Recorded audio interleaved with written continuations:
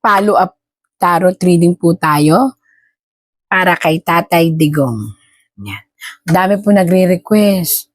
Siguro miss na nila. So, umihingi na lang sila ng tulong at balita dito sa tarot. Pakita mo sa akin. Yan, reshuffle po to Yan. Roa, Rodrigo. Rodrigo, Roa, Duterte. Tatay Digong. Dito tayo sa gitna.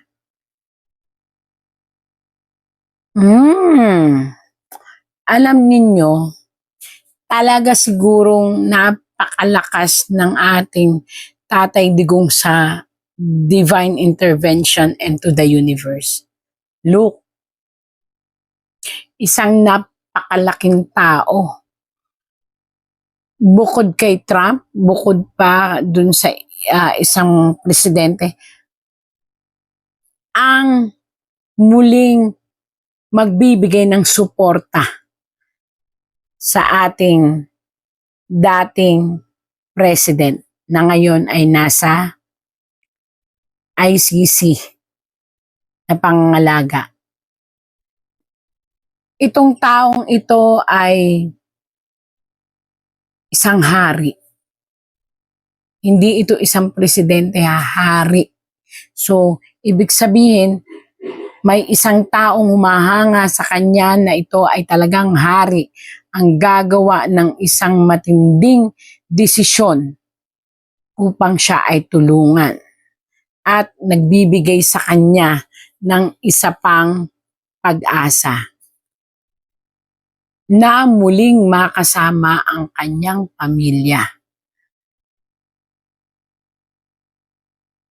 At ito ay susuportahan ng dalawang bansa na malalaki pa. So bukod dun kay Amerika, Russia, or ito naman ay isang hari. Kumbaga conversion niya ay presidente maybe, pero hari siya ang tawag sa kanilang bansa.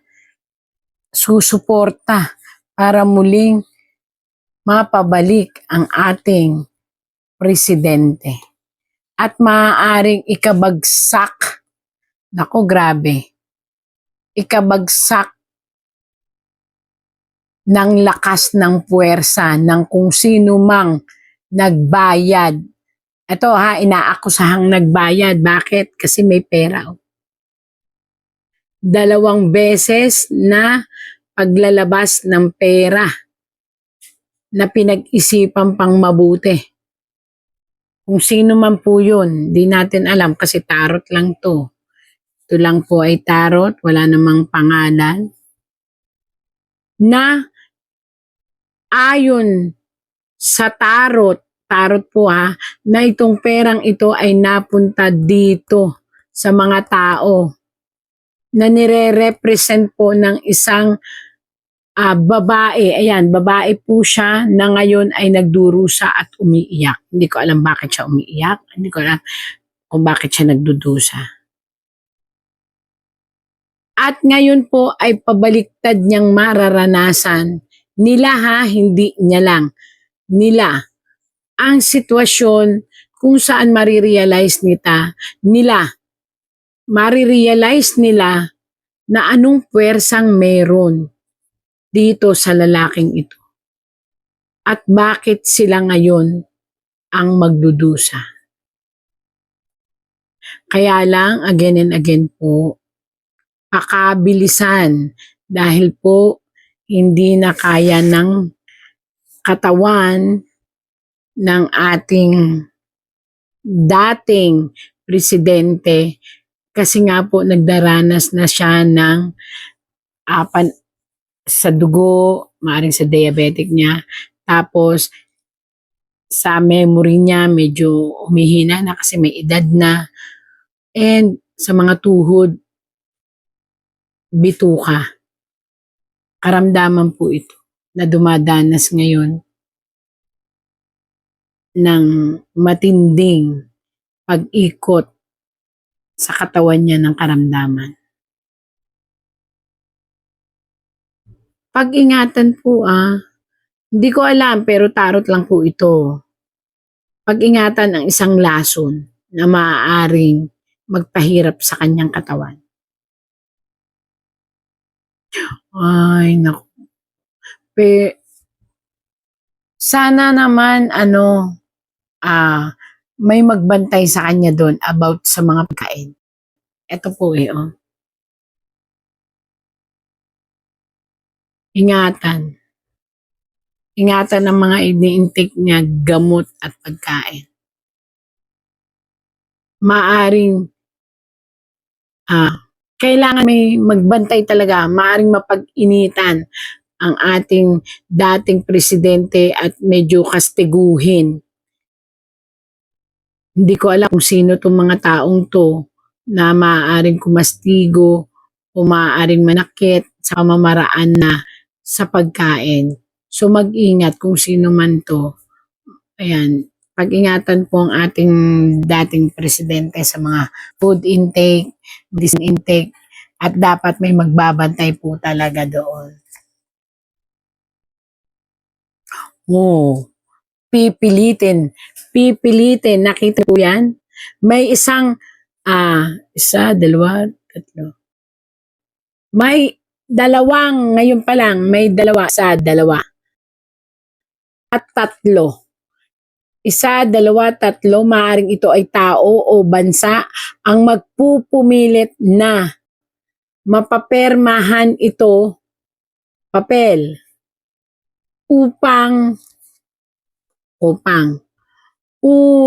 muling maibalik ang ating Tatay Digong sa Pilipinas. Yun. Ayan, isa, dalawa, tatlo, nag-uusap. Pipilitin na yun ang papel upang maibalik ang Tatay Digong sa kanyang pamilya. Ito. Pipilitin nila. Tapos may isa pang makikialam na ito naman, pipilitin din niyang makiisa dito sa dalawang, ito sa isa, dalawa, tapos tatlo. Ito yung, maaaring ito ang ICC, maaaring ito yung dalawang malalaking tao na may palasyo, ibig sabihin may bansa na nire-represent. At may isa pang susulpot. Ako naman, sana mabilis. At gagawa ng paraan. At maaaring may isa sa ICC na babae na tatayo para baguhin ang lahat ng mga batas na ipinupukol sa ating presidente, na maaaring itong babaeng ito, babae po ito ay pag-aaralang mabuti at susuportahan ng mga kasama niya na matataas na judge, kumbaga judge, hindi ko maalam kung ano yung tawag sa kanila doon. Isang lalaki na humahawak ng kaso ang muling magre-revive at pag-aaralan ang lahat at magiging teamwork sila ng babaeng ito, kung saan ang gusto nila ay mapagbigyan ang mga taong humihiling na mapawalang bisa at mapawalang bisa ang mga kaso at mapalaya ang ating dating presidente. At by this time, maaaring matakot sila na muling makinig sa ibang bibig or isipan. Sana mangyari na. Di po ba? Bakit? Kasi ayaw kong magkagulo. Ayan po, nakabaliktad na babae. Ibig sabihin po nakabaliktad na babae, isang bayan. Isang ina natin, Mother Earth o Mother Nation. Ang inang bayan natin. Huwag bumaliktad. Bakit ako excited na mangyari na po ito? Para po wag nang magkagulo. Yun lang naman ang pray ko Maayos na ang lahat at wag nang magkagulo, palayain ang dapat palayain. Ayan. Sa dalawa, tatlo.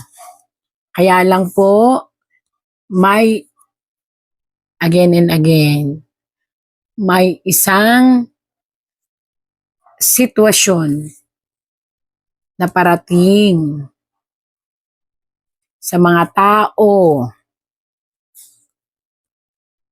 na naging dahilan. Ayan po, na naging masaya panandalian sila at naging dahilan para maitapon o maitaboy nila itong si dating president. Ayan o, nakatalikod.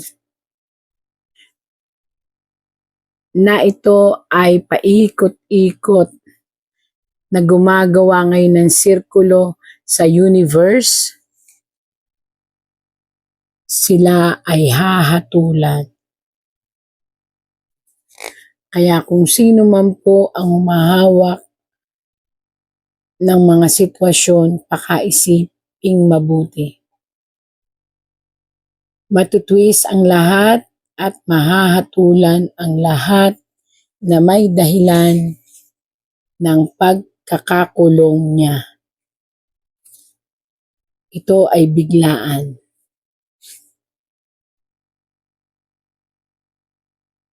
At ito'y parating po. Hindi galing sa kung saan, kundi galing sa sanib puwersa ng mga bansa at sanib puwersa ng universe. At pagkaguho ng mga kumalaban sa kanya. Oh, ano ba naman? Dahil again and again, siya po ay being guided. Paulit-ulit ko yung sinasabi. Ang clan nila ay being guided by the universe and being guided by the higher power up. Maaaring may mga nagawa man silang desisyon na nakasakit, yung sinasabi nilang mga about sa drugs, pero siguro ay may dahilan kung bakit mahal pa rin siya ng Panginoon. Ayun. Again and again po, palagi siyang iaangat ng poong may kapal. At marami na pong nagtatrabaho para siya maiuwi. At sana po'y bilisan.